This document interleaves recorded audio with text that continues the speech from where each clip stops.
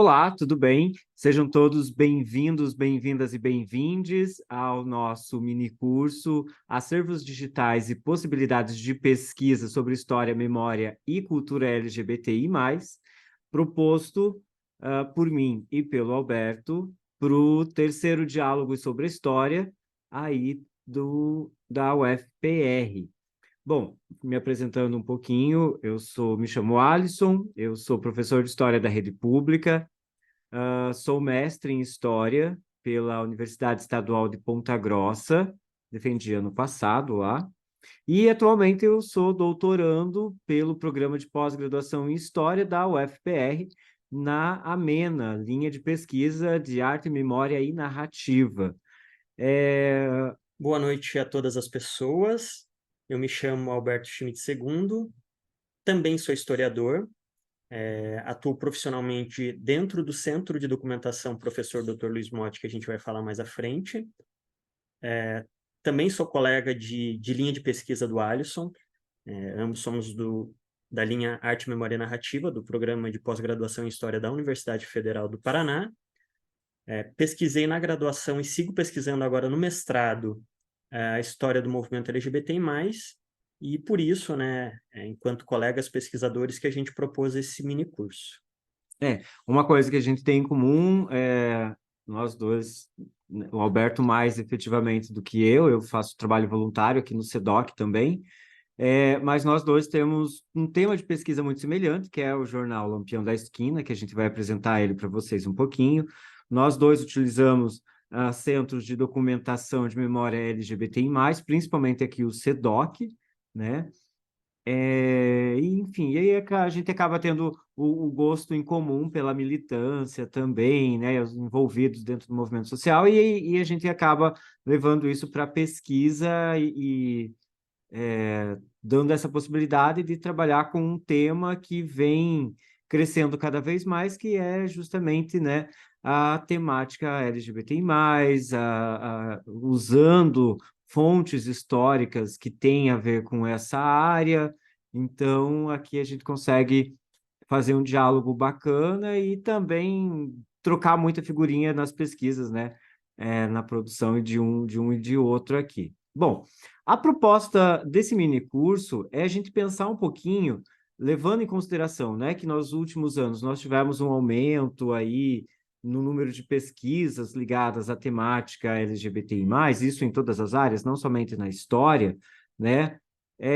E também um aumento nas informações a respeito, né? Nós tivemos aí a Comissão Nacional da Verdade, que possibilitou acesso à documentação ligada à nossa população durante o período da ditadura, e tantos outros documentos que vêm sendo digitalizados, que vêm sendo disponibilizados online para consulta e para a história do nosso movimento, né? E pensando em todos esses fatores, nós propomos esse curso com a ideia de apresentar para vocês alguns acervos digitais que tratam da temática LGBTI+, e também que possibilitam aí o início de pesquisas, que possibilitam a produção acadêmica ou a simples consulta para curiosidade mesmo.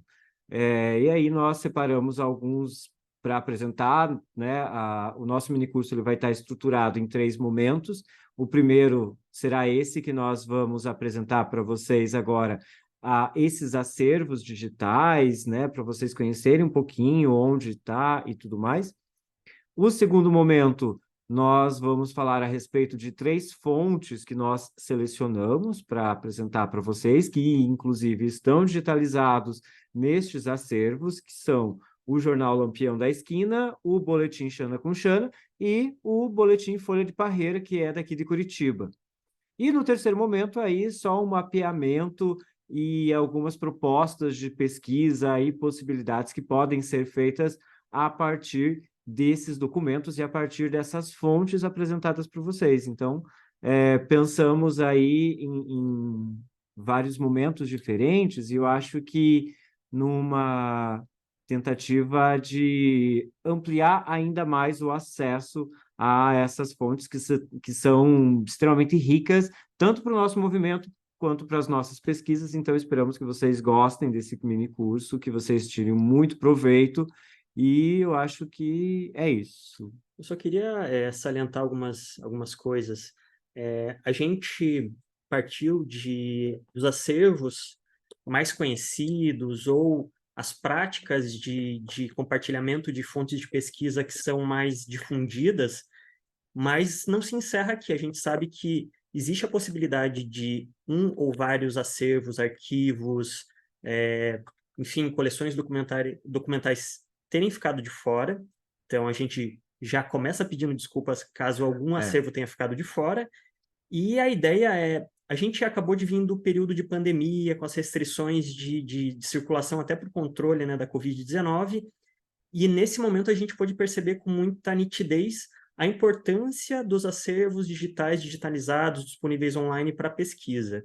A gente sabe que nem sempre é possível se deslocar até o acervo, o arquivo que contém essa fonte ou essas fontes, então a gente teve esse cuidado e por isso a proposta, né? Pensar em acervos digitais, digitalizados, disponíveis online, que facilita, democratiza o acesso a essas fontes, por isso a gente parte desses acervos que estão com acesso facilitado e também a ideia é que vocês saiam daqui provocados, provocadas, provocades, para realizar pesquisa a partir disso, mas para muito além. Então, acho que a gente já pode começar com o nosso mini curso. Uhum. Muito bem.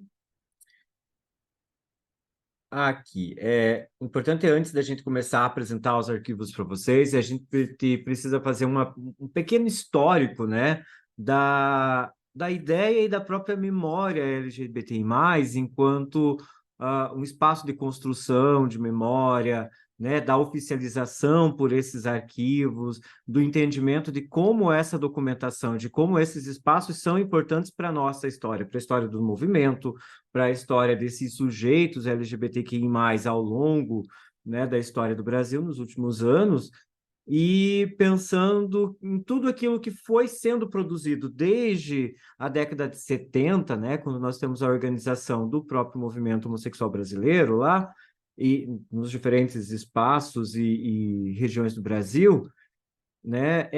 Eles foram produzindo muita coisa, muito documento. Então, assim, a validade, os registros, a importância desses documentos deveriam ser preservados. Então, antes da gente começar a falar deles, vamos falar um pouquinho dessa parte da legislação e onde, né? Quais são os documentos que, de certa forma, garantem, né, a possibilidade de conservação e também a existência tanto desses espaços físicos, né, como museus e arquivos, como é o caso do SEDOC, aqui onde nós estamos, e também dos espaços digitais, que são a prioridade desse mini curso. O primeiro momento onde nós temos aí um diálogo e um pensar a respeito desses espaços e do direito à memória da população LGBTQI+, vai surgir lá na primeira Conferência Nacional de Gays, Lésbicas, Bissexuais, Travestis e Transsexuais, em junho de 2008. Então, ali é o primeiro momento onde vai se falar da importância desses espaços para a preservação da memória do nosso movimento. Importante falar que as conferências nacionais são esses espaços de diálogo da sociedade civil organizada com o poder público. Sim. Então, a gente tem as etapas municipais, estadual e a etapa nacional, e cada uma vai elegendo os delegados. Então, quando chega na conferência nacional, a gente vota e escolhe quais são as diretrizes, quais são as prioridades enquanto população LGBT, organizada através do movimento social, que a gente quer levar e que a gente quer provocar o poder público a transformar em políticas públicas. É importante que nessas 3 etapas que a gente teve de conferências nacional, estiveram presentes, ou seja, nós, enquanto população LGBT, enquanto pessoas LGBT, organizadas através do movimento social, reivindicamos políticas públicas de preservação, de salvaguarda, de difusão da história, memória, cultura, enfim, dos registros da nossa comunidade LGBTI+. Essa você foi? Não, eu fui na segunda. Tá, aqui também, né, já na segunda conferência, que é de 2011, também temos a temática, né? Mas aí já no eixo cultural, falando da valorização e da preservação da memória e cultura LGBT+, no Brasil, né? Eu acho que essa parte de legislação, como depois vocês terão acesso ao material e tudo, então eu acho que isso vai ficar também para registro de vocês e para acesso de vocês esses documentos e esse material que a gente está usando aqui depois também vai ser disponibilizado. Então, acho que dá para a gente ir Isso, vamos focar mais nos nos acervos, que é acervos, bem mais né? interessante. Terceira, Conferência Nacional, já em 2016, também mantém esse mesmo foco de resgatar a memória, né? Embora para a história a gente vai falar de resgate, a gente vai entrar num debate aí que não muito conceitual e que não convém para esse momento, mas né, é a ideia de manter viva e preservar essa memória de todos esses sujeitos que vieram antes de nós e que construíram o que nós temos hoje como um movimento LGBTQI+, né? Eu só me recordei de uma coisa, agora a gente teve em junho a Marcha pela Diversidade aqui de Curitiba, cujo tema foi História de Orgulho. E Uhum. nesse momento a gente homenageou dois ativistas que infelizmente já se foram, que é o Márcio Marins e a Elisiane Newton, e é justamente sobre isso, né? Sobre a gente também ter esse aprendizado, eu acredito que seja um aprendizado que a gente pode trazer das religiões de matriz africana, que é a questão da ancestralidade. Para que a gente esteja aqui agora, dentro de um centro de documentação sobre LGBT, muitas vieram antes de nós. Então, é sempre importante a gente homenagear e reverenciar essas pessoas que pavimentaram o caminho que a gente percorre hoje. Uhum. E aí, dando sequência, né? Sem deixar de lado os nossos antecessores, o que eu havia falado antes, né? A Comissão Nacional da Verdade, e aí que foi um grande marco dentro da produção, principalmente produção acadêmica também a respeito de homossexualidades e ditadura militar, né? Que foi a permissão ao acesso a toda essa documentação que estava restrita ainda pela política brasileira e depois aí de 2014 ela passou a ser acessada, né, de domínio público, então, e foi feito um trabalho incrível pela Comissão Nacional, que foi justamente fazer esse relatório de tudo aquilo que era associado, que tinha uma ligação com a temática da homossexualidade durante o período da ditadura militar. Então, desde processos, casos específicos, e aí a gente tem aí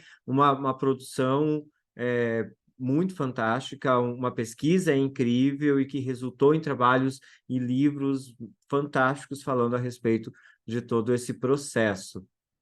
Então, só complementando, então a gente tem aí no relatório final da Comissão Nacional da Verdade uma recomendação sobre a importância da criação desses lugares de memória. Então, mais uma vez a população LGBT em diferentes espaços reivindicando políticas públicas para a preservação, para a salvaguarda da memória LGBTI+. Uhum. Agora a gente entra para valer nos arquivos. A gente começa com o arquivo Edgar Lammerhut, o AEL, que foi criado em 74 e fica dentro da Unicamp. Ele surgiu com a proposta de guardar a memória do movimento operário do Brasil, mas ele foi gradativamente incorporando as memórias, os registros, os acervos documentais dos movimentos sociais de um modo geral. E entre eles, entre esses movimentos sociais que acabaram doando seus acervos para o AEL, o Arquivo Edgar Lammerhut, a gente tem o fundo Outra Coisa, tem o Grupo Somos, que foi o pioneiro na época, chamado Movimento Homossexual Brasileiro, Triângulo Rosa, Turma OK, e também do Grupo Gay da Bahia, que é um grupo que segue em funcionamento e é o grupo mais antigo da América Latina em funcionamento ininterrupto, fundado em 1980. Então, o AEL, ele não é um acervo específico sobre a temática LGBT, mas ele reúne dentro do seu acervo conjuntos de documentos, coleções de documentos dos primeiros grupos, de alguns dos primeiros grupos na época chamado Movimento Homossexual Brasileiro. Também não dá para deixar de citar o fundo documental do Grupo de Ação Lésbico-Feminista, que também faz parte do acervo Do do Galp, AEL. sim. E aí, vou só abrindo um grande parênteses aqui no meio do nosso minicurso, só para contar uma pequena fofoca, porque nós estamos gravando o minicurso hoje, no dia 11 de agosto, né? Então, vocês vão ter aqui uma mensagem do futuro no passado, ou algo nesse sentido, né? Que domingo à noite? Domingo à noite. Domingo à noite o Alberto está indo para Campinas, justamente para passar alguns dias visitando o arquivo, o AEL, e, enfim, vamos projetar isso no futuro. E aí, o que que você achou do arquivo? Foi bom? Legal, legal. Foi bacana lá? É interessante pensar porque hoje eu trabalho, né, eu ocupo esse acervo aqui que é o CEDOC. CEDOC é a abreviação de Centro de Documentação, vou falar mais à frente, mas... E o CEDOC é, em certa medida, um acervo irmão do AEL, porque para ser criado, para ser formulado, o David Harad, que é um dos nossos diretores aqui do Grupo Dignidade, esteve no AEL e de lá trouxe digitalizações, de lá trouxe ideias de como estruturar esse acervo. Então, eu vou retornar lá e, enfim, Só, infelizmente a gente só não vai poder contar para a gente vocês marca uma cerveja é exato como e que foi a visita do Alberto, mas aí depois vocês podem vir aqui no CEDOC, eu a gente conto. vai passar o endereço certinho depois, aí vocês vêm aqui, conversam com ele e ele conta os detalhes de como que foi essa visita. Aqui uma foto da frente, né? Eu acho que vocês estão vendo ali no slide, né?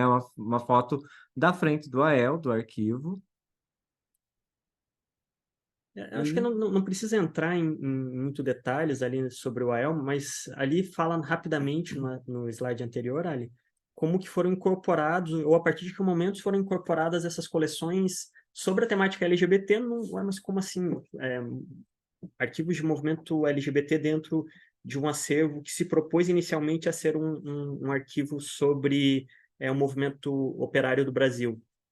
Ali, a partir da década de 90, com a epidemia de AIDS e com muitas pessoas morrendo, muitos ativistas morrendo, foi sugerido, e isso foi sendo tomado como prática, de que as pessoas fossem doando seus acervos documentais. Não é incomum, infelizmente, que quando uma pessoa LGBT morre, a sua família se desfaça, jogue fora, jogue no lixo esses acervos.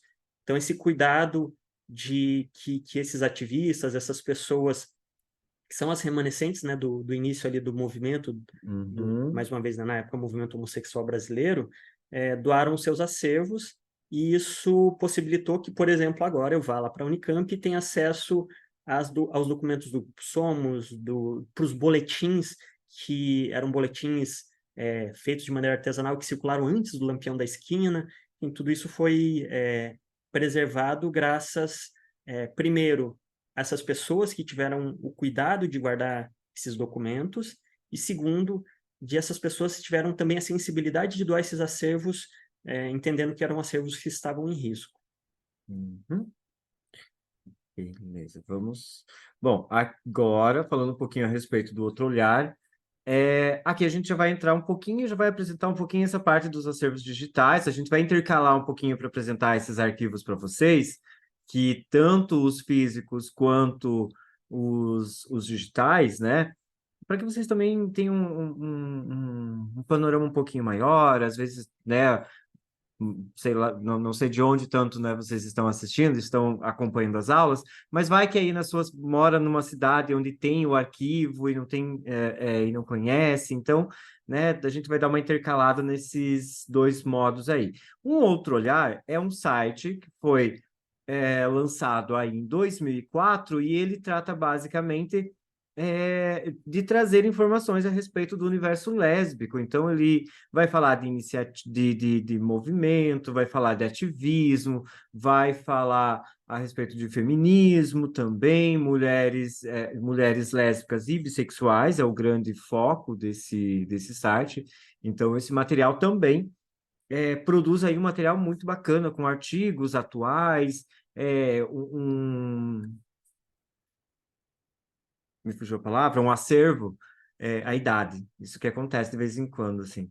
A idade. O site, ele guarda ali um acervo muito interessante e uma das coisas bacanas que ele traz ali é a coleção completa do Xana com Xana, que é outro documento que a gente vai tratar um pouco mais adiante. E o pessoal do Outro Olhar, eles digitalizaram todas as edições desse boletim, né, da década de 80 e está disponível no site também. Depois a gente vai mostrar um pouquinho mais para vocês. Então, aqui já é um modelo um pouco diferente, já é um acesso muito mais prático para as pessoas, né? Então, já é uma documentação que está bem mais acessível, né? Principalmente para quem tem interesse em trabalhar, estudar e conhecer um pouquinho mais da estrutura, dos debates, do próprio movimento lésbico brasileiro, né? E conhecer um pouquinho dessa produção do Xana com Xana, que vale muito a pena e é bem bacana, assim, tudo que está sendo produzido lá. Aqui tem um pouquinho, né, uma tela aqui do Xana com Xana, aliás, do Xana não, do Outro Olhar, e aqui tem algumas edições, né, algumas capas do Xana ainda. Então, assim, tem um material bem bacana lá no site Um Outro Olhar. E depois também vocês terão acesso, né, a esses links e a esses sites e todos que a gente vai apresentando aqui para dar uma olhadinha depois com mais carinho. Só complementando, a iniciativa, né, de digitalizar e disponibilizar online dentro do site de Um Outro Olhar é da ativista Miriam Martinho, e lá então ela digitalizou e disponibilizou online então todas as edições do Xana com Xana. Inclusive ela fez uma coisa muito incrível que facilita muito na pesquisa, que a gente também vai disponibilizar o link, que é uma espécie de um sumário de todas as edições, dizendo quais são as reportagens, matérias que tem em cada uma das Uhum, edições. Então, ela acabou criando, inclusive, uma ferramenta de pesquisa que facilita muito. sim. E, enfim, esses slides com os links também vão ser disponibilizados na sequência para todas vocês. Então, agora falando um pouquinho do SEDOC, eu acho que, né, o Alberto tem mais lugar de fala, literalmente tem lugar de fala, porque, né, tá no SEDOC mesmo. Então, agora fala um pouquinho a respeito do SEDOC e depois eu complemento com alguma coisinha. Beleza. Então, o SEDOC, esse espaço que vocês estão vendo aqui ao fundo, ele é um centro de documentação, é um acervo comunitário por definição. Ele surge a partir.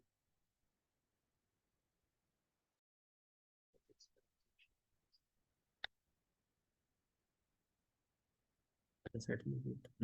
Corta a volta. O Centro de Documentação Professor Dr. Luiz Motti, ou SEDOC LGBT+, que é esse espaço que está aqui ao fundo, nessa sala que está aqui ao fundo, é um acervo comunitário e ele foi criado pelo Grupo Dignidade no dia 14 de dezembro de 2007. Confesso que eu dei uma olhada ali para o lado para colar na placa de inauguração do SEDOC. Ele é um acervo sobre a temática LGBT que homenageia o professor Dr. Luiz Motti. Para quem não conhece o Luiz Motti, ele é fundador do Grupo Gay da Bahia, um grupo que foi fundado em 1980 e segue em funcionamento, ou seja, a gente tem aí a organização mais antiga da América Latina em funcionamento ininterrupto.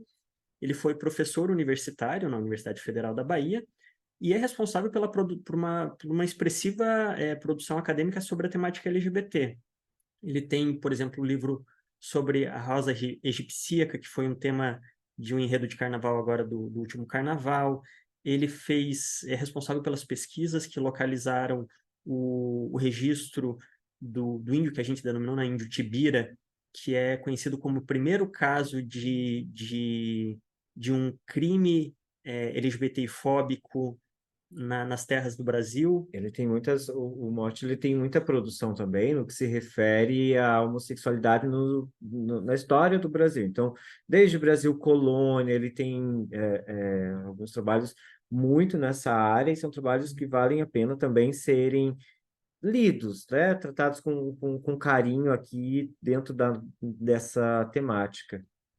Então, seguindo, o SEDOC, então, homenageia o professor Luiz Motti, e ele tem como pilar, como tripé que fundamenta as suas ações, a preservação, ou seja, a gente tem ações de salvaguarda e de reduzir os danos causados pelo tempo nesses documentos, nesse acervo documental, de pesquisa, ou seja, a gente promove pesquisas através da facilitação do acesso, a gente promove pesquisas através de, por exemplo, 2 publicações que estão em curso. Uma delas é o Manual de História e Memória, que vai ser uma realização do Grupo Dignidade da Aliança Nacional LGBTI+. E também a gente tem ações que são o ponto forte do SEDOC, que é de difusão. Só a título de exemplo, a gente está com uma exposição agora no Museu da Imagem e do Som aqui do Paraná, fica aqui na Rua Barão do Rio Branco, bem pertinho no centro, sobre as memórias da resistência LGBTI+, no estado do Paraná. Então, é uma exposição realizada pelo Grupo Dignidade, pelo Museu da Imagem e do Som, com a colaboração de diversos outros acervos, e que buscou, desde um caso que a gente leria hoje como um caso de um transhomem, a produção cultural, passando pela literatura. A gente tem as obras do André Malinsky, que estão expostas lá. A gente tem a memória da resposta curitibana, paranaense à epidemia de HIV e AIDS. A gente tem também registros do movimento, a gente tem um mapa com algumas das organizações e coletivos do movimento LGBT. Então, a gente conseguiu ocupar o Museu da Imagem e do Som com a nossa história, com a nossa memória e com a nossa cultura. Outras ações de difusão são, por exemplo, agora a gente teve, alguns dias atrás, a Sociedade Brasileira para o Progresso da Ciência, aqui na nossa Universidade Federal do Paraná, em que a gente também fez uma pequena exposição que ocorreu paralela a uma roda de conversa do pessoal do Ballroom. Então, assim, a gente está sempre procurando frestas para chegar com o acervo, chegar com o debate e possibilitar aí que as pessoas saibam que a comunidade LGBT, a população LGBT, tem uma história muito rica, tem uma produção cultural riquíssima. Então, o SEDOC trabalha a partir desses três eixos de atuação. E para além disso, é claro, tem toda a produção que vai sendo lançada no próprio site do SEDOC, né, que é aí o grande acesso, né, onde está disponibilizado toda a coleção do jornal Lampião da Esquina, que a gente vai tratar dele daqui a pouquinho também, do boletim Folha de Parreira, né? Então, assim, o que é produzido, o que é lançado no próprio site do SEDOC também entra nesse processo de difusão da memória, né? Não é só digitalizar para disponibilizar online, para deixar salvo online ou qualquer coisa nesse sentido, mas é para poder difundir todas essas informações para que não fiquem guardadas ou engavetadas ou guardadas entre quatro paredes de um espaço físico, né? Colocar online para que seja disponibilizado para que toda a população tenha acesso, possa pesquisar, possa aproveitar também desse movimento e desses documentos, principalmente, né? Bom, eu vou falando um pouquinho a respeito da minha ligação com o SEDOC. Eu comecei a frequentar aqui em 2010, como voluntário, vinha, passava uma tarde ou outra aqui, e nesse meio tempo eu fui começando, eu já conhecia um pouco a respeito do Lampião da Esquina, que é a fonte que eu pesquisei no mestrado, e eu continuo pesquisando e trabalhando com o jornal Lampião da Esquina no doutorado, e foi aqui que eu tive o contato com ele. Antes eu só tinha ouvido falar uma coisa ou outra a respeito do jornal Lampião, e quando eu vim para o SEDOC em 2010, e aí eu tive contato com o jornal, foi logo depois que ele foi digitalizado no começo de 2010, eu comecei a mexer e tive contato com ele ali alguns meses depois, poucos meses, 2 meses depois, eu acho, e, enfim, mas a minha pesquisa, todo o meu estudo a respeito do Lampião começou ainda no contato físico com o Lampião. E para a gente que é da história, vocês sabem muito bem como que é pegar um documentozinho ali, né?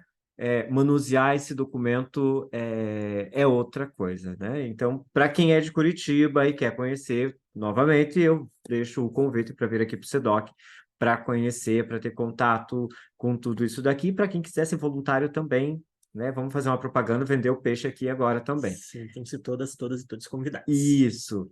Bom, o Alberto está aqui há mais tempo do que eu, ele praticamente inaugurou, assim, né?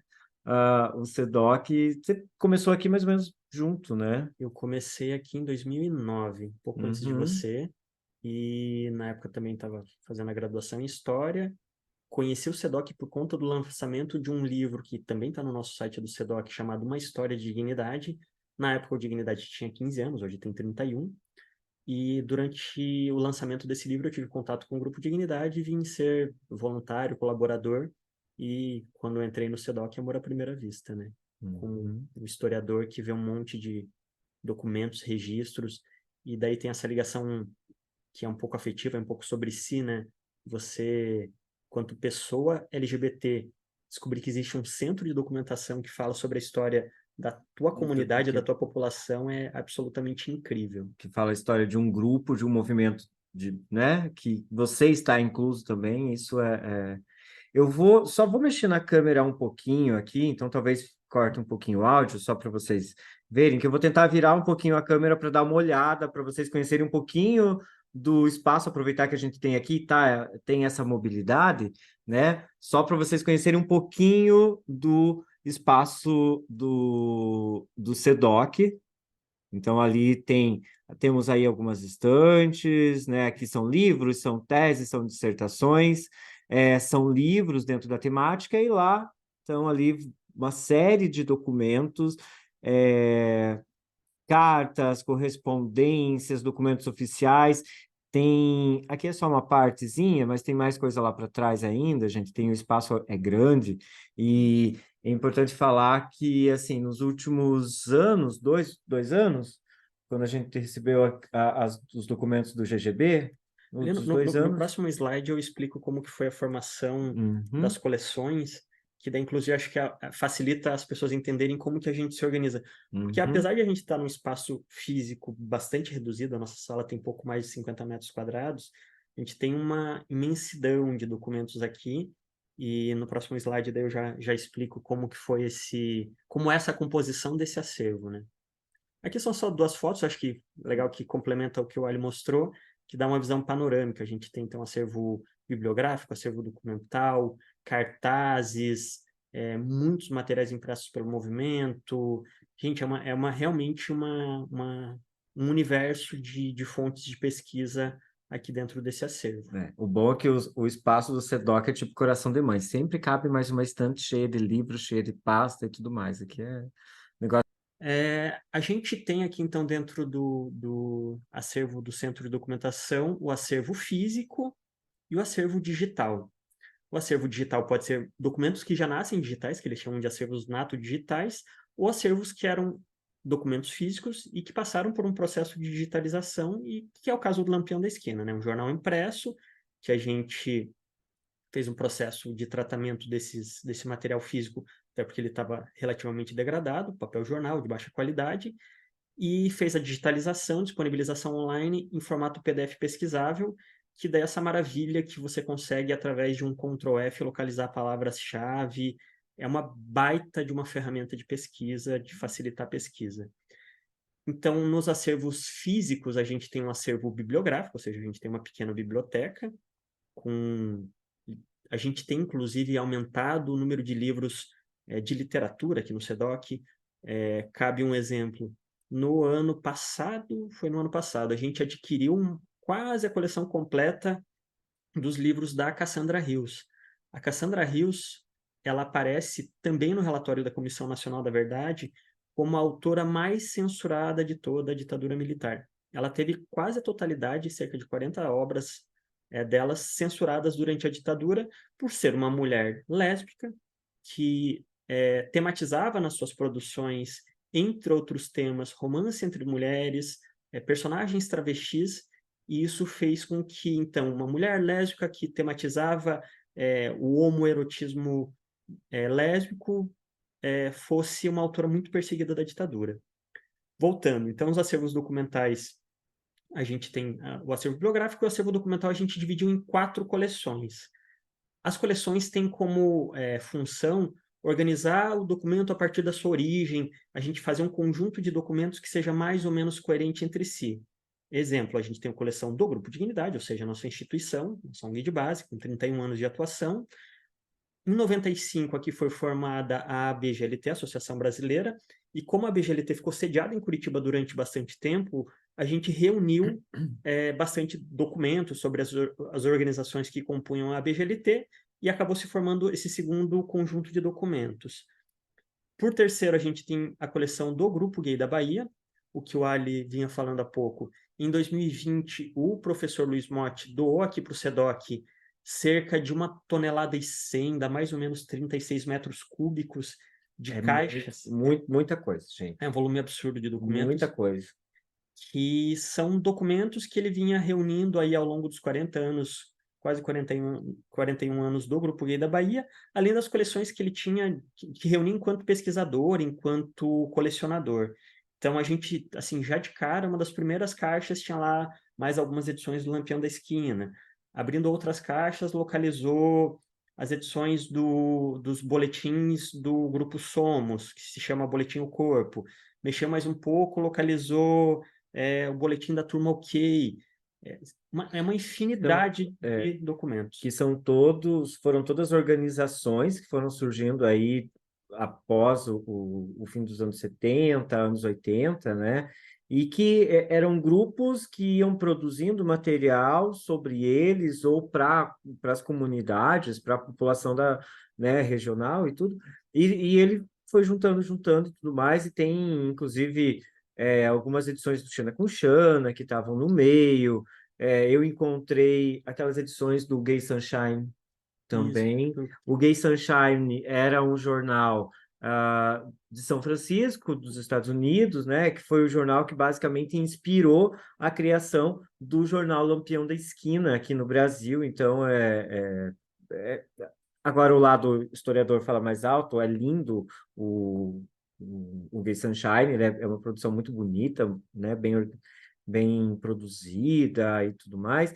E vieram algumas edições também para cá, edições originais ainda lá dos anos 70 e 80, que veio tudo junto. Então, o SEDOC mesmo em si, ele vai ser composto aí de vários agrupamentos e várias coleções, e acaba juntando documento e do Brasil inteiro, a história, né, do movimento aí de forma geral, e enriquece muito mais o espaço, diga-se de passagem. Só complementando também, a gente teve, inclusive isso foi a gente surge como um movimento, como um acervo muito mais institucional, ou seja, se vocês pensarem Grupo Dignidade, Associação Brasileira LGBT e Grupo Gay da Bahia, ou seja, são três acervos de três instituições, por mais que tenha pessoas, como o próprio Luiz Motti, como o Tony Reis, como outros e outras ativistas que participaram desses grupos e acabavam somando nesses documentos, mas a gente teve um aumento da abrangência documental do SEDOC muito recentemente. Primeiro, com essa aquisição que é muito significativa da literatura da Cassandra Rios, e agora, há cerca de 2 meses, a gente recebeu uma doação que formou nossa quarta coleção de documentos, que são desenhos do Nelson Padrella. O Nelson Padrella, ele é um artista multidisciplinar, ele é desenhista, ele é roteirista, ele desenha quadrinhos, enfim, ele trabalha em diversas linguagens e ele doou aqui para a gente, para o SEDOC, um conjunto de desenhos que basicamente, através do homoerotismo, fazia críticas aos militares e à Igreja Católica durante ainda a ditadura militar. Boa parte deles são da segunda metade da década de 70, ali 74, 75. Então, a gente acabou incorporando no acervo do SEDOC mais uma coleção que, inclusive, amplia o conjunto de documentos que a gente está guardando, que aí tem produções artísticas, manifestações artísticas que até pouco tempo atrás eram impensáveis, mas a gente tem um princípio aqui no SEDOC que primeiro a gente cria o problema, depois a gente procura uma solução. Então, inclusive, se vocês souberem de algum acervo que está em risco, que diz respeito à comunidade LGBT, podem falar com a gente vai salvaguardar, a gente vai, de alguma maneira, incorporar nosso acervo, e assim, um dia que vocês puderem vir aqui, vocês vão entender, a gente realmente está no espaço físico reduzido, a gente está esmagado aqui dentro, mas não tem problema, acho que a gente tem uma missão aqui que é guardar esse acervo, salvaguardar esse acervo, preservar esse acervo, e a gente vai fazer isso nas melhores condições possíveis. E depois a gente procura uma outra maneira enquanto a gente não encontrar uma sede maior, a gente segue guardando o acervo assim mesmo. É o coração de mãe, sempre vai caber mais uma estante aqui dentro. enfim, eu acho que do SEDOC, e assim, a gente falou muito do SEDOC enquanto físico, mas depois a gente vai apresentar o SEDOC digital para vocês também, que é o interessante mesmo, que é o site do SEDOC, né, que inclusive está aqui já, depois a gente mostra ele bonitinho para vocês. É, ele, para vocês conhecerem o que já está disponibilizado, o que já está disponível, o que já pode ser acessado, além de outras coisas que vão sendo digitalizadas e disponibilizadas no site, sempre, né, tá sempre sendo atualizado lá. Bom, vamos seguir aqui, senão o nosso minicurso vai dar uma semana de Falando do SEDOC, inclusive. falando do SEDOC, inclusive, né? Tranquilamente falando horas do SEDOC, se deixar. Muito bem. Você quer falar Então, aqui vamos seguir do MHB? mais rapidinho. Eu utilizei bastante esse blog, porque para além do acervo do SEDOC, na época que eu fiz o meu trabalho de conclusão de curso, a gente não tinha muitos outros acervos digitais. Hoje a gente tem um pouco mais de iniciativas nesse sentido. Mas a pesquisadora e ativista Rita Colasso, que também é da história, ela organizou um blog mesmo, simples, de uma estrutura simples, e começou a compartilhar esses registros. E lá tem bastante você vai encontrar bastante coisa muito interessante. A Rita realmente uma ativista da E é uma, memória LGBT e uma brasileira. pesquisadora maravilhosa e uma pessoa super fofa, diga-se de passagem também. Então é isso. Assim, a Rita é um acervo que a gente vai falar um pouco mais para frente. Ela aperfeiçoou essa prática e hoje ela tem um Museu Bajubá, mas que a gente fala um pouquinho mais para frente. Uhum, é isso, né, gente? Um beijo, Rita. Obrigado. Aqui um print de tela, né, que mostra alguns desses materiais e dessas ações que a Rita vem desenvolvendo e registrando e guardando e compartilhando por meio desse blog. Então, agora a gente vai falar sobre um outro acervo, que é o acervo Bajubá. Eu brinco que é um acervo irmão aqui do SEDOC. Ele foi iniciado em 2010. A gente tem uma relação bem legal com uma pessoa que é daqui e participou da composição, da construção do acervo Bajubá, que é o Ramon Bortolozzi. E ele, como o próprio acervo se apresenta, né? Então, é um acervo voltado para a preservação, salvaguarda, investigação historiográfica da arte, memória e cultura LGBT+ brasileira. Ele é um acervo que reúne coisas muito interessantes. E, só a título de exemplo, né? Agora para a exposição que está em cartaz no Museu da Imagem e do Som, eles cederam parte da coleção das revistas Rose, que foram produzidas aqui em Curitiba pela Grafipar, também durante a ditadura. E é isso, assim, é um acervo que reúne produções culturais, que reúne de disco de vinil a cartaz, passando por revista, jornal. É um acervo que eu tenho uma profunda admiração pela forma como ele vem sendo composto. Ele é diferente do SEDOC, que é um acervo mais institucional. Eu acredito que ele tenha seja um acervo muito mais voltado para a produção cultural. Uhum. Aqui também um printzinho do Bajubá, para vocês conhecerem um pouquinho de lá, e um pouquinho do espaço físico também, aqui do site. E eles também têm feito essa iniciativa de disponibilização de acervo digitalizado. Por exemplo, o boletim do Kibanda Dudu, que é um grupo de negros e negras LGBTs que eles digitalizaram e disponibilizaram online. Uhum. Bom, aqui o Centro de Memória João Antônio Mascarenhas, né, do Rio Grande do Sul, aí um espaço físico que vai abordar, além do estudo a respeito de sexualidade, também é um espaço de memória e preservação dessa documentação voltada à população LGBTI+, acho que mais voltada para o pessoal do Rio Grande do Sul. Eu Né? acredito que a Uhum. gente tem uma das pessoas que a gente pode dizer que é muito esquisita essa ideia de fundadores, né? Mas uma pessoa que foi muito importante para o movimento LGBT+ brasileiro, que chegou a colaborar no Lampião da Esquina, depois defendeu na Constituinte a inclusão de orientação sexual naquele artigo da Constituição que fala sobre os preconceitos vedados pela Constituição, que é o Uhum. João Antônio Mascarenhas, que é um gaúcho de Pelotas. Então, eles homenageiam esse ativista E é mais uma dessas iniciativas de preservação e de difusão para a provocação de pesquisas. Uhum. Aqui um pouquinho de lá também. Também tem o site com Uhum. informações e tudo. Histórico, né, O desse histórico acervo. desse acervo. Falando rapidamente um pouquinho a respeito do Museu da Diversidade Sexual, né? Lá de São Paulo. Ele está em processo de reabertura. O Museu da Diversidade Sexual ele passou por um processo de reforma e ampliação.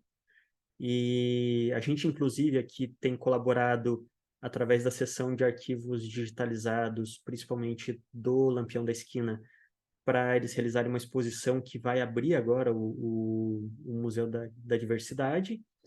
E eles também estão num processo de formação de um acervo próprio, e a gente está num processo de diálogo aqui do SEDOC com o Museu da Diversidade para a sessão de tudo que a gente tem duplicado, repetido aqui no acervo, que é importante, né? Uma dos princípios que a gente aplica aqui é fazer. Se eu tenho um documento duplicado, tem 3 exemplares, é interessante que ele esteja em outros lugares, porque é uma maneira de você assegurar que, no Uhum, caso de uma tragédia, de um desastre, como, por exemplo, o que aconteceu com a Cinemateca Brasileira, a gente tem esse arquivo duplicado num outro lugar. uhum. Ali, então, é a entrada do E museu. também mantém com o próprio objetivo do SEDOC, né, que é de dar continuidade na pesquisa, na preservação desses documentos, Uhum. que é possibilitar o acesso também. Então, enviando uma cópia que seja, né, digitalizada ou não, a gente vai estar ali colaborando para que esse documento possa ser utilizado por mais pessoas além daqui. O Museu da Diversidade também tem feito algumas iniciativas é, de exposições virtuais no museu, no Google Arte e Cultura. Por exemplo, as paradas de São Paulo, que é a maior parada do mundo, Parada da Diversidade LGBTI+, de São Paulo, eles realizaram, em parceria com o Museu da Diversidade Sexual, uma exposição virtual com as capas, com as capas não, com os cartazes Os de todas as cartazes. paradas, que é Uhum, lindíssimo, assim, é uma exposição incrível, entre muitas outras. uhum. Bom, o blog do Gato também, outro espaço digital, né, de acesso e de produção, e é, basicamente, né, ele vai tratar mais aí saindo um pouco desse eixo Sul-Sudeste. sul-sudeste, né, o blog do Gato ele vai fazer ênfase aí ao movimento LGBT em Pernambuco. Então, traz aí informações desse movimento no Nordeste, que também vai ser muito forte e muito atuante, tanto no período da ditadura militar quanto depois, e que nos últimos anos vem ganhando espaço dentro do debate acadêmico, né? Com pesquisa acadêmica, com produção, com debate, né? Com trabalhos ótimos sendo realizados em várias universidades de lá. Um exemplo disso é o trabalho do Bruno, estou esquecendo, é um menino que pesquisa também da área da história e que pesquisa documentação, pesquisa jornais e a vinculação com o movimento na Paraíba, se eu não me engano. Um trabalho muito bom, defendeu esse ano, se eu não me engano, o mestrado dele dentro dessa área. Só falar, legal falar, né? Quando a gente fala de iniciativas de preservação, de difusão, a gente nem sempre está falando de acervos estruturados, com equipe formada por várias pessoas, um tipo de equipe multidisciplinar, com recurso, com grandes scanners. Muitas iniciativas, a exemplo do Blog do Gato, é um blog é, feito por ativistas que tiveram essa preocupação em pegar esses arquivos que eles tinham muitas vezes nas suas coleções pessoais, digitalizar e disponibilizar e provocar pesquisa também. Uhum. E que é extremamente importante, né? Aqui, você quer falar um pouquinho? Posso falar.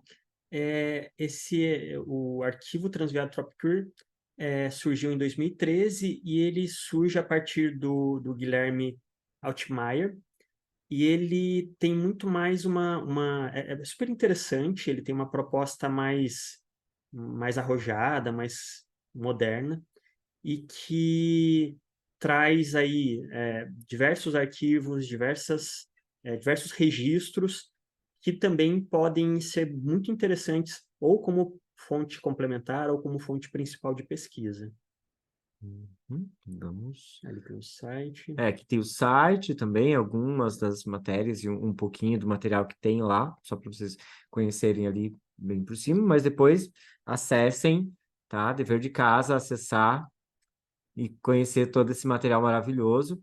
E aí nós temos também o CEDOC da ABIA, que é a Associação Brasileira Interdisciplinar de AIDS, fundada ainda na década de 80, ali em 87, e o acervo vai juntar, né, vai reunir tudo aquilo que foi produzido desde o início da epidemia de HIV e AIDS aqui no Brasil. Então, a ABIA, né, que vai ser fundada ali nos anos 80, né, tudo aquilo que foi produzido, tudo aquilo que foi tanto pela instituição quanto na mídia, por outros veículos e tudo, né? A Bia depois ela consegue juntar uma boa parte desse material, trazendo também algumas reportagens de fora do Brasil, que, né, incluindo todo esse debate global. E, enfim, e aí ela consegue juntar tudo isso e criar esse CEDOC que também é de uma grandeza incomparável, não só para a história do movimento, mas para a história do HIV no Brasil também. Só complementando também, a Bia não doou, né, mas deixou sob a guarda da Biblioteca de Manguinhos, da Fundação da Fiocruz, a guarda desse acervo muito recentemente. Então, hoje, para você ter acesso ao CEDOC da Associação Brasileira Interdisciplinar de AIDS, ela tem que ser acessada fisicamente na Biblioteca de Manguinhos. Né? Aqui um pouquinho também, de lá. Isso mostra ali que ele está na Biblioteca de Manguinhos, que inclusive Uhum. eles vêm fazendo, né, algumas ações conjuntas, que a Bia segue em atuação, e é isso. Uhum. Ok, Instituto LGBT Arte, Instituto Cultura, Arte e Memória LGBT+, de Brasília, também reúne aí muito do patrimônio cultural, da história, da memória da comunidade LGBT brasileira, né, no site. Aqui, ali ele coloca que para falar um pouco dessas pessoas e para manter viva toda essa memória, basicamente. Eu acho que aqui dá para a gente passar um pouco Pode mais seguir. Uhum. rapidinho também, para vocês conhecerem um pouquinho. Vocês percebem que, assim, a gente tem aí essas iniciativas dos sites e dessa documentação digitalizada e desses espaços digitais de memória, eles têm aumentado muito nos últimos anos, né? E isso é de uma grandeza, de uma importância incomparável. Museu Transgênero de História e Arte, o MUTA, Que ele auto que se denomina, né, um museu transformacional, ou seja, continuamente em transformação. E também uma iniciativa bem mais contemporânea, de 2019, né, e que tem uma outra proposta, tanto estética quanto de linguagem, enfim, vale muito o acesso e verificar, inclusive, como é diferente, né, a proposta de um acervo institucional, como é o caso do SEDOC, ou seja, a gente é muito mais quadradinho, muito mais chato, comparado com a proposta do Muta, que é uma proposta muito mais dinâmica, tem uma outra proposta. Entrem, olhem, cliquem no site ali, depois, como eu disse, né, a apresentação vai estar disponibilizada com todos os links, entrem, olhem, vejam, pesquisem, é uma delícia. Bom, aí trazendo agora o Arquivo Lésbico Brasileiro, fundado, lançado em 2021, e também aí já um pouco mais direcionado para a história do movimento lésbico brasileiro, para essa temática, né, levando em consideração os quase 40 anos de movimento, mais de 40 anos do movimento brasileiro, né? Sim, Mais 78. 78, mas os mais de 40 anos de movimento brasileiro, e a participação das lésbicas muito forte desde o início, e levando em consideração, né, a existência do movimento feminista, que vai abrir caminhos para que o movimento homossexual possa existir lá a partir de 78, de uma forma mais institucionalizada, né? Então, assim, e o Arquivo Lésbico Brasileiro vai reunir muito dessa documentação, vai reunir muito dessa história, e aqui as fundadoras, né, a Patrícia Lessa, a Natália Polesso, elas falam que o grande motivo, né, o interesse é divulgar o material histórico sobre as lesbianidades a quem se interessar por meio de uma biblioteca virtual. Então, e já vem fazendo esse trabalho ali lançado em 2021, já existia todo o processo de trabalho de organização, de levante de documentação, já há pelo menos 2 anos antes do lançamento. Sigamos aqui um pouquinho o print da também, tela, né? print da Mostrando tela. Como a gente vinha falando lá, que a gente falou da Rita Colasso, dessa ativista, dessa pesquisadora, então ela, aí a partir de 2021 também, torna a iniciativa que surgiu a partir dela enquanto pessoa pesquisadora, que mais para frente cria um blog, e na sequência cria então esse museu, essa proposta muito mais estruturada, que é o Museu Bajubá. E o Museu Bajubá tem realizado exposições virtuais, disponibilizado também fontes de pesquisa em formato virtual. E é isso, vale super a pena acessar, pesquisar, olhar, que o Museu Bajubá é uma iniciativa que vem, inclusive, de uma ativista que eu acho que qualquer pessoa que tem algum envolvimento com acervo, com arquivo, tem uma profunda admiração, que é a Rita Colasso. Sim. Vamos um pouquinho adiante. Aqui também um pouquinho da tela, né, do museu. Aqui eu cito algumas iniciativas que estão em processo de construção, essas acho que a gente passa muito rapidamente, que seria então o Centro Memória, Estudo e Pesquisa Cintura Fina, que a partir também de um acervo de pesquisador, do pesquisador Luiz Morando, ele cede o seu acervo de pesquisa, o acervo que ele vem reunido enquanto pesquisador, à Universidade Federal de Minas Gerais, é isso? O FMG, e a partir dali eles então passam a um processo de institucionalização desse acervo, criando então o Centro Memória, Estudo e Pesquisa Cintura Fina, que é uma dessas iniciativas que está em processo de construção. A gente tem dentro do grupo Arco-Íris do Rio de Janeiro, que é um pouquinho mais novo que o grupo Dignidade. Então a gente é de 14 de março de 92, eles são do dia 21 de maio de 93, e o Arco-Íris está num processo de organização, de formação do Museu Movimento LGBT do Rio, junto ali com o pessoal da Universidade Federal, e da Unirio também. Então, são as instituições que estão trabalhando junto para a efetivação desse museu, né? Levando a importância do próprio movimento no Rio de Janeiro e no processo que ele vai desencadear depois. Por fim, o Centro de Referência da História LGBTQI do Rio Grande do Sul, que é o CLOSE, que é do professor Benito Schmidt, e que também atua ali com a rede de historiadores LGBTQIA+, que estruturam essa grande rede, né, de pesquisadores e pesquisadoras LGBTs e sobre a temática LGBT, e ele tem, então, essa iniciativa, que é a CLOSE, que também está em processo de construção, isso a partir ali do site, que o link também vai ser compartilhado com vocês. Bom, em relação aos movimentos, ó, pessoa militante não descansa. Em relação aos acervos, eu acho que era isso que a gente queria falar para vocês. Apresentamos aí vários que estão em construção, que já são efetivos.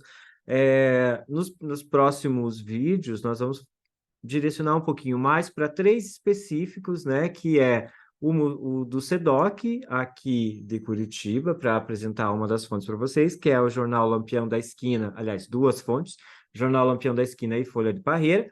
E vamos também apresentar o site Um Outro Olhar para a gente ter acesso ao Xana com Xana e poder falar um pouquinho dessas 3 fontes que são maravilhosas e de grande importância, tanto para a pesquisa quanto para a história, para o movimento, para a memória e tudo mais. Então, eu acho que por hora é isso. E até o próximo vídeo, Até o pessoal. próximo vídeo. Sigamos.